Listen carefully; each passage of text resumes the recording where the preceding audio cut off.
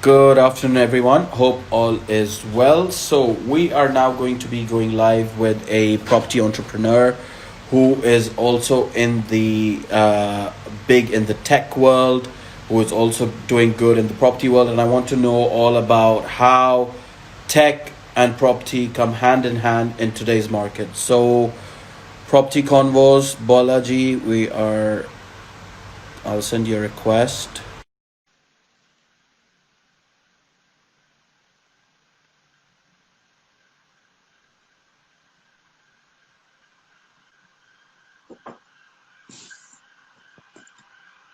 Hey, Hi, you are still not coming up. um,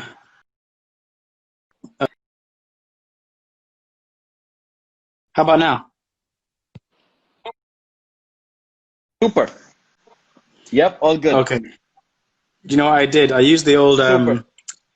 technology hack where you switch it on and off. So I just kind of moved out of focus and then came back in focus. All right, okay. Sorry about that. See, tech does help, right? In some It way can or the help. other. Yeah, yeah, yeah. But thank you so much for coming on, Balaji. It's good to have you on here to share the knowledge and what you do in terms of technology and property, how you mix both together, and how do you deal with that in today's market. This is what you're going to share, and it's good to have you here. So thank you so much for joining me. Thank you so much. And it's a pleasure to be invited to talk. Um, Absolutely. I I don't claim to be an expert in anything, but I can talk about what I do know, which might be very little, It's but who it's knows? all about it's all about what you do. It's not about Yeah, experience. It's not about anything. It's just about sharing knowledge in your career, in your business life, and yeah. inspiring others with what you do so that they can pick up on it and move forward in life. So it's all about that. Fantastic. Yeah, no, that's great. Thank you. Super. So before we move on, if you can introduce yourself as to who you are and what you do so that we can get the conversation going. Yep, no problem. So my name is Bolaji Olatoye, and I'm a property investor, but I have over 15 years of experience of corporate sort of technology, banking solutions. I have a property deal sourcing and investment company called Julo Property Solutions. Okay? And I also have a podcast called Property Convos, which Yep. is the channel that I'm speaking from now. Absolutely. Um, so, Balaji, what I wanted to ask you is, did you always think that you wanted to get into the technology and the property world from day one? I mean, growing up as a youngster, we all think about becoming doing the biggest things out there, the biggest careers like doctor or lawyer or an Yeah. architect or an engineer. I mean, did you always aspire to be one of those, or no, from the start it was like being an entrepreneur into technology into property? Yeah, so I wouldn't say that I always wanted to be a property technology entrepreneur. I think, just to explain my background a little bit, I kind of fell into technology because I think I've always been I've had a systematic mind, Okay. but like process driven and like logical and analytical. But I kind of followed my older brother. So my older brother, he did, technology in uni, and I was like, "Ooh, okay, he did that. He got a job. I'm going to do that as well." And I landed in, a career in banking and technology. So I kind of progressed through there.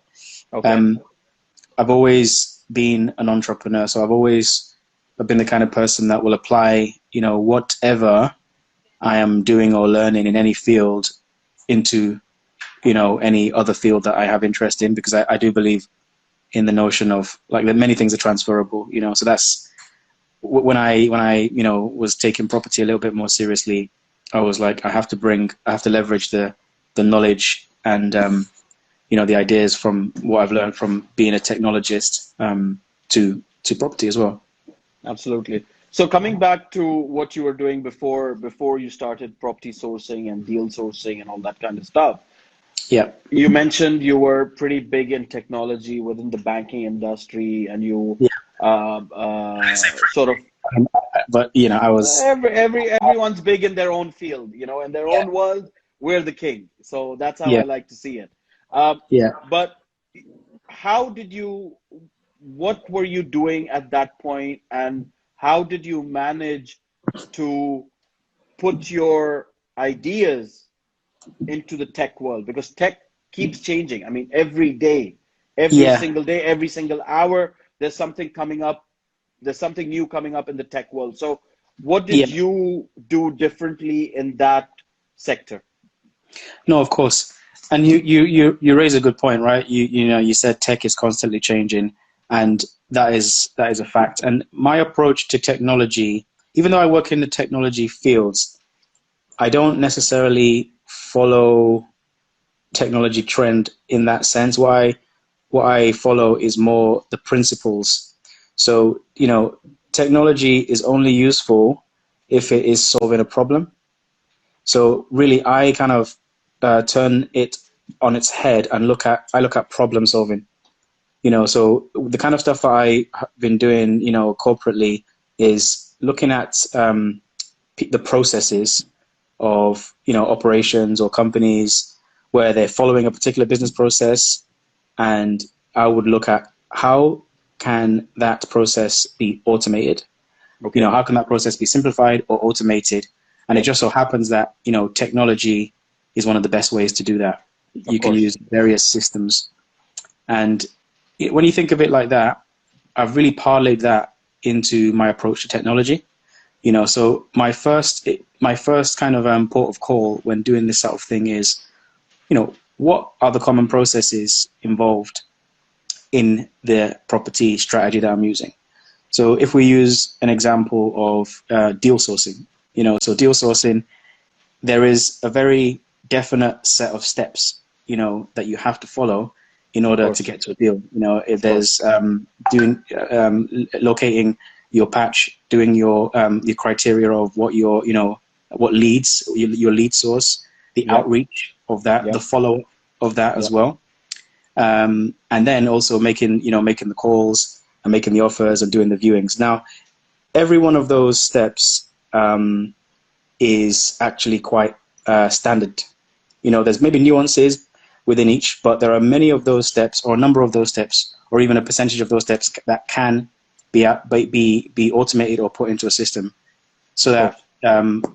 that for me, I'm all about what can I put in place in order to turn, you know, one deal into, you know, 20 deals, 20 deals into 100 deals. And to Of course. me, that's a question of scale.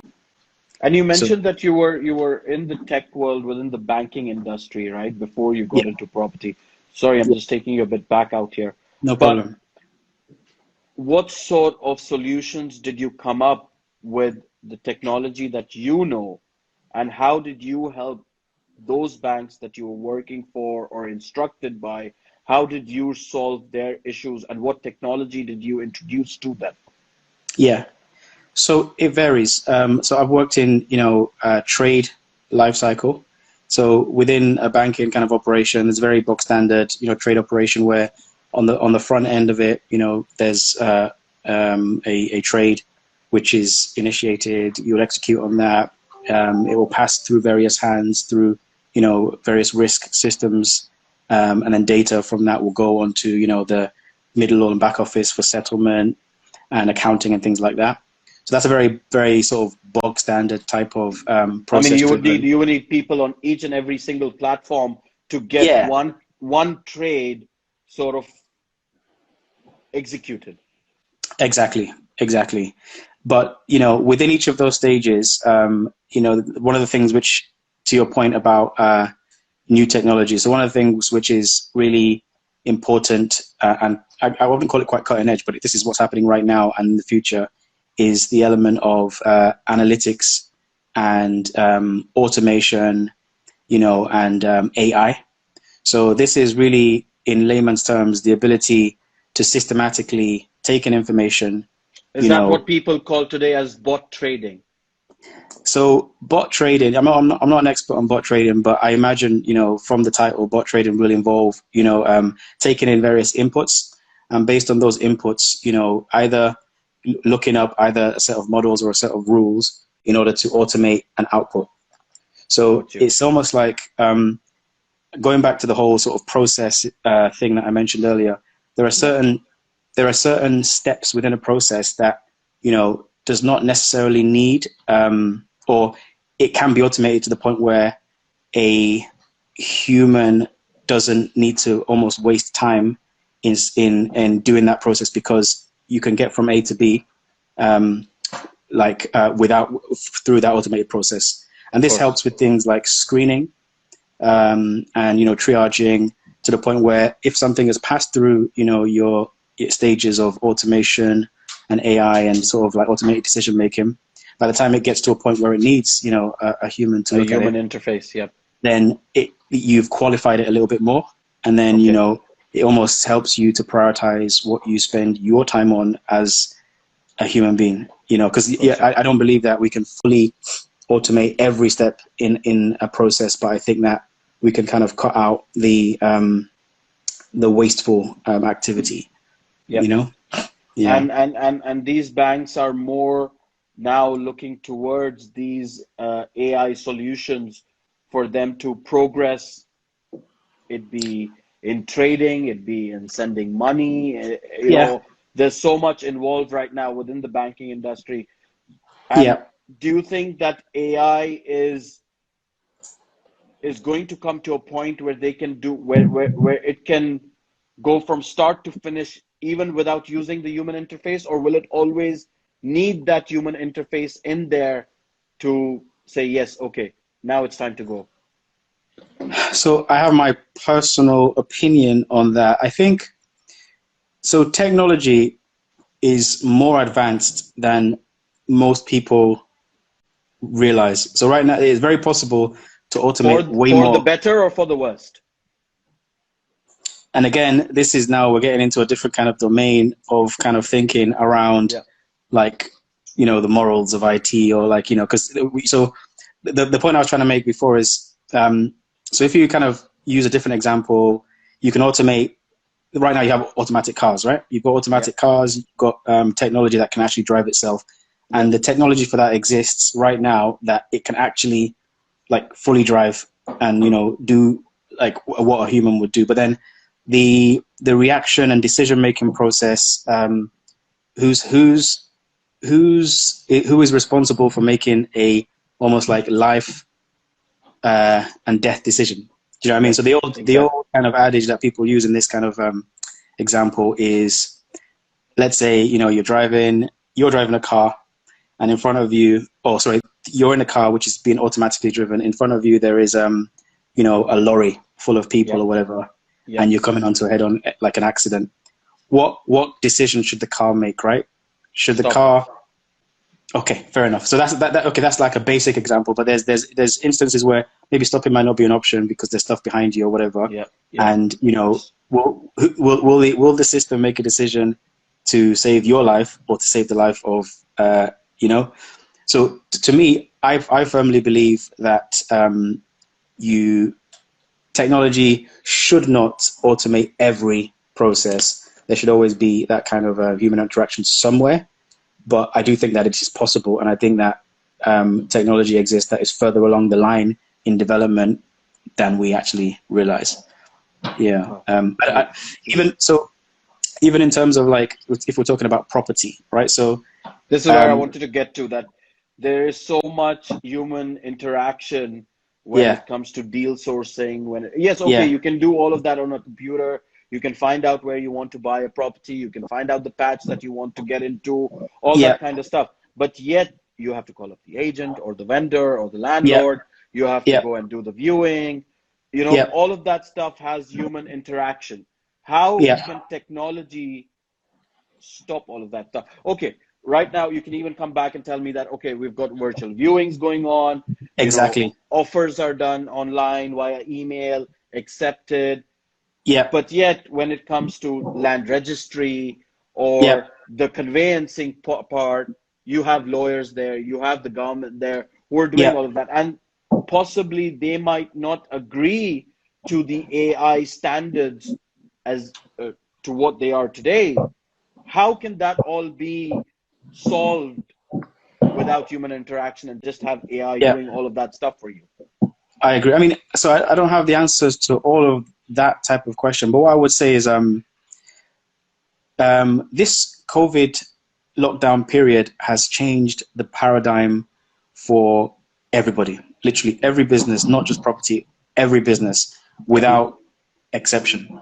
And what I mean by that is the way that people have interacted, you know, whether it's via Zoom or Teams or like virtual meetings, industries where this was not even acceptable in the past, it's now become the norm. And I Yep. think really the the the thing which will really impact the answer to your question is, largely speaking, what what will people be comfortable and used to? Because like right now, I mean, a technologist and a solution provider, the way that our minds kind of work is question everything, right? So every part of my corporate role is to act in a sort of business analyst type of role where a process could have existed or a way of working could have existed for years. And I think the property industry is very much in that kind of category where it's operated the same way for years. And if somebody from the outside was to come in and say, okay, why do you do it this way?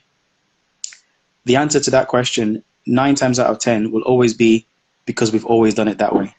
Not necessarily because that is the right way to do it or the best way to do it, you know. But then, like again, the COVID lockdown example. So now, when somebody asks, okay, you know, why do we have to meet in person all the time? Somebody might say, oh, because you know that's the best way to do business. We've always done it that way. Whereas, out of necessity, we have had to shift in the way that we operate. So I think there are, you know, many companies and many industries who are just kind of like the whole paradigm has shifted, and I don't expect things to return fully back to where they were, even though they will go back to, I don't know what normal is going to look like after lockdown fully lifts. Of course. And also thinking about the property kind of end-to-end process, you know, there are certain things which you can ask yourself, okay, that could have been automated, right? So, you know, signing of, there is technology that exists in parts, and it partly solves certain problems, but you can take it to the next level. So, you know, like we've gone out the days when we have to sign physically on paper. People are using DocuSign now. Of course. But there are technologies like, so, you know, we're going to get like way techie now. I won't talk too much about it, but like things like blockchain and distributed ledger, which actually allows for all of these kind of things to be automated. So, and I think there are blockchain companies that exist where, you know, you can use things like smart contracts to automate, you know, signing of things or exchange of certain, you know, things based on a criteria being met. So, yeah, I mean, I definitely think there is opportunity for, you know, a new normal. And I think that people who can get ahead of that, you know, maybe they could have an edge. Because again, I also think that right now the property industry, as far as investors are concerned, I wouldn't say it's saturated, but so many people are property investors in one way, shape, or form.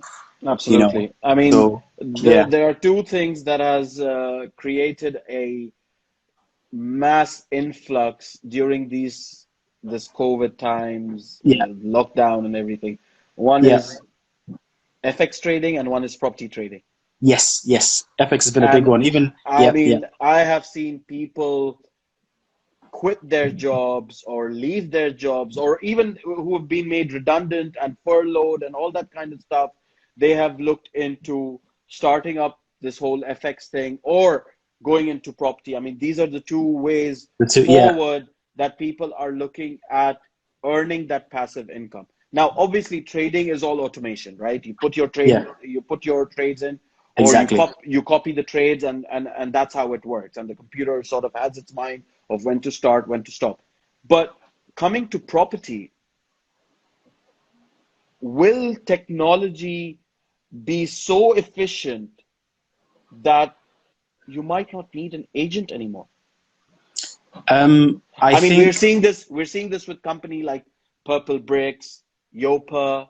You know, it's there. They've got the technology. You list the property with them. The owner shows you the property. There's no agent involved. It's done. Yeah. But then there are companies like Savills, Knight Frank, myself, BTH Properties. We're agents. We're doing what we are doing. We're going out and showing properties. We're getting instructed on properties.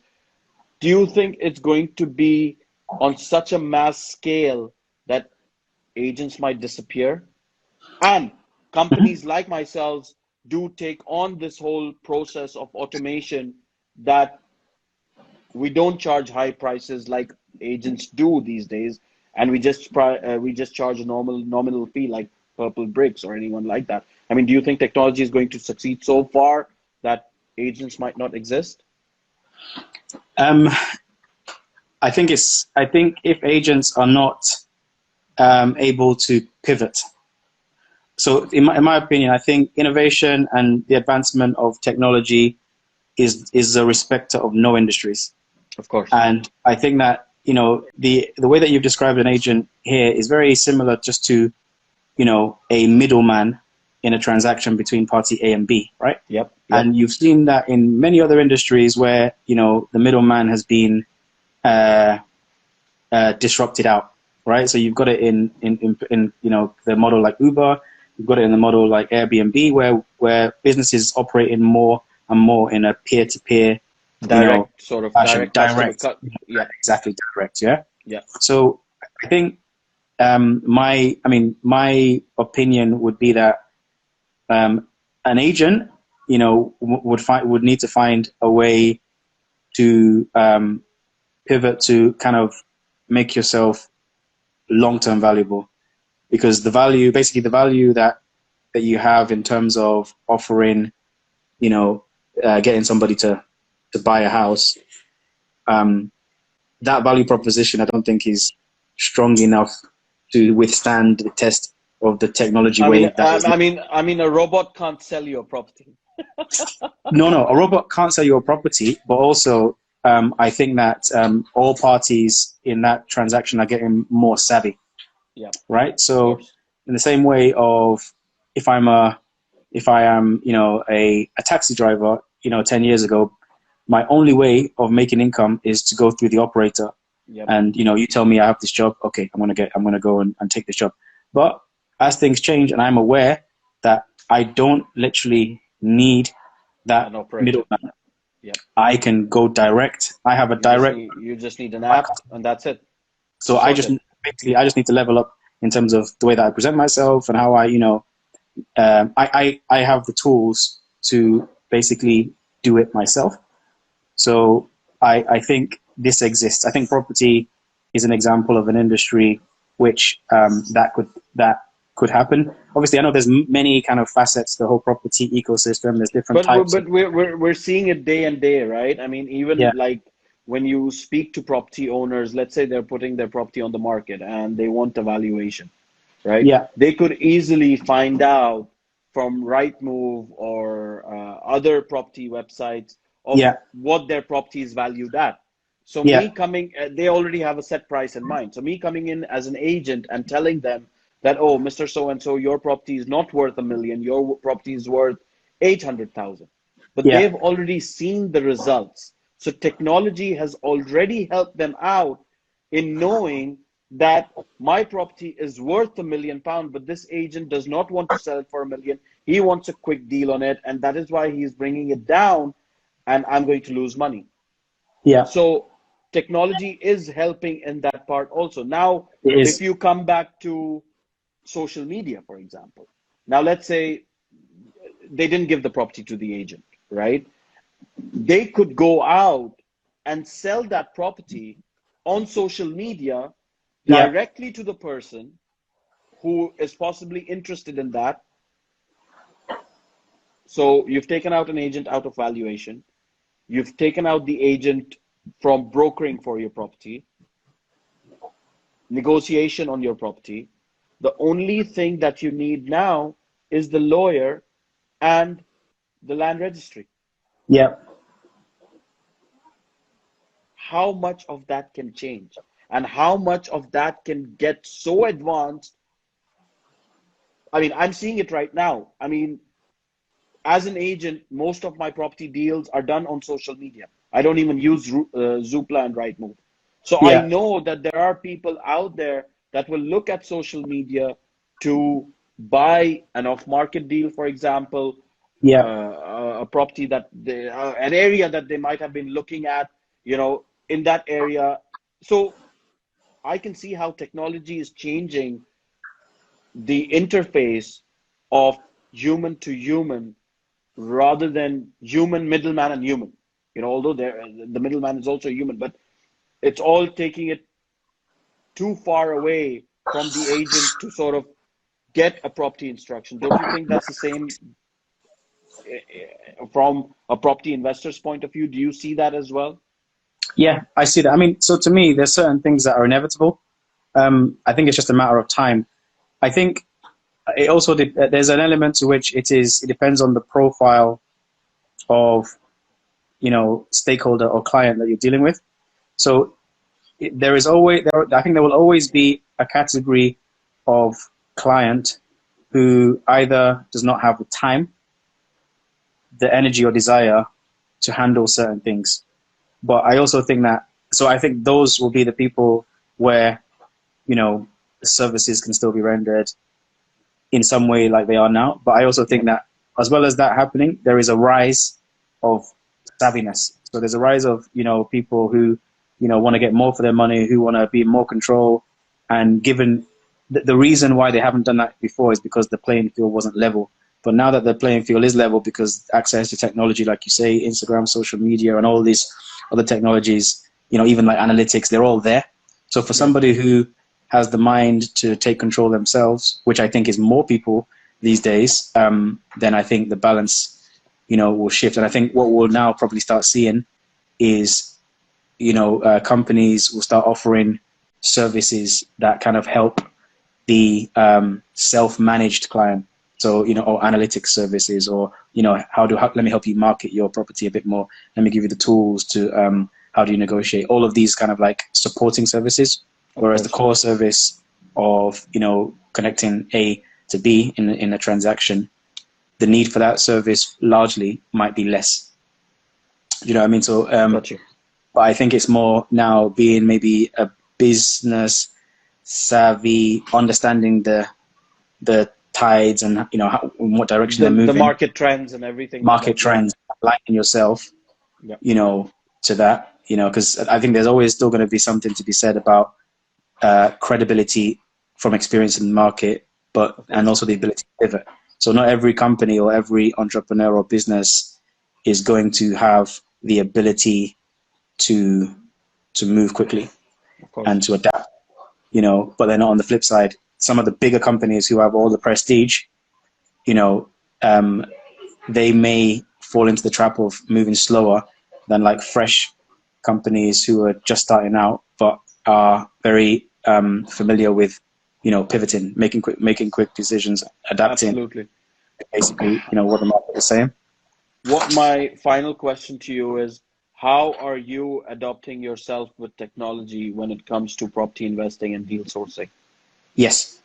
Okay. I mean, so, admittedly, my company, as far as property is concerned, is in its early stages. And, what we're doing is we're at that stage of, it's a bit of discovery. So taking the knowledge that we have, but also creating a view of what the processes are in relation to our strategy.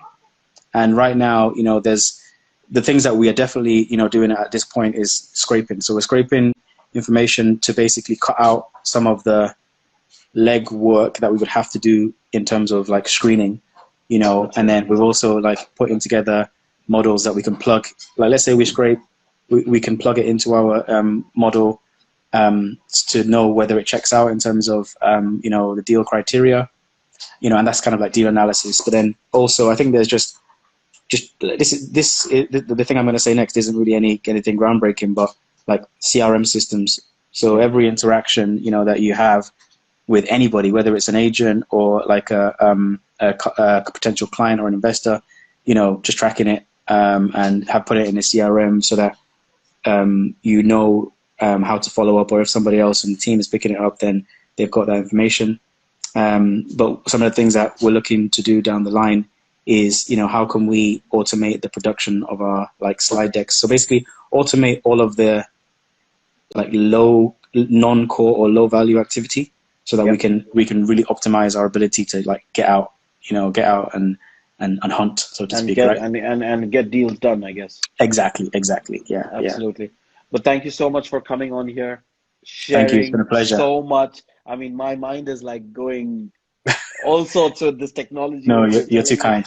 kind. Part of me is scared whether this technology is going to get me out of the job, and part of me is like, I need to adopt to this and bring this into my business so Yeah. that I don't lose customers and I stay in business for the long term.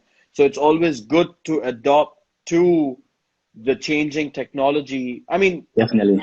let's just, for example, with the phone, for example.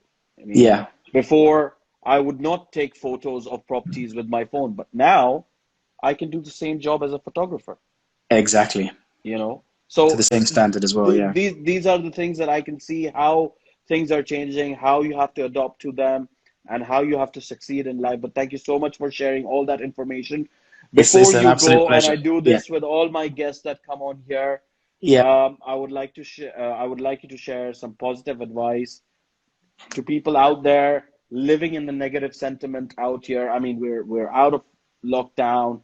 Don't know Yeah. whether if we are out of this whole COVID scenario yet, but in terms of negativity, how can someone change that into positivity and move forward in life and capture life with both hands and just go there and get it? Yeah. No, great. My advice around negativity is just, watch what you feed on, watch what you take in. One of the things that I've done purposefully in the last couple of months is cut out a lot of what I take from the news. I take news on demand rather than have it on the feed, because I know that it's not going to fill my mind with positive Of course, things. of course. I think surround yourself with positive people, and also, write down write down what your goals and your vision are, and just kind of like remind yourself of it daily. Absolutely. Don't be in a rush to kind of achieve.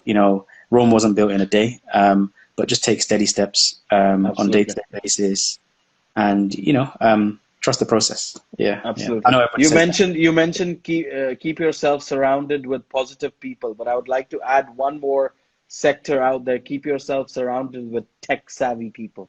Hey, okay. Yeah. But thank you so much for joining me. It's been a pleasure It's my speaking pleasure. to you and discussing about all these things and how technology and property interact with each other and how that can be used for the future. So thank you so much for coming on here. Thank you so much. It's a pleasure. Take care. Take care. Bye. Bye.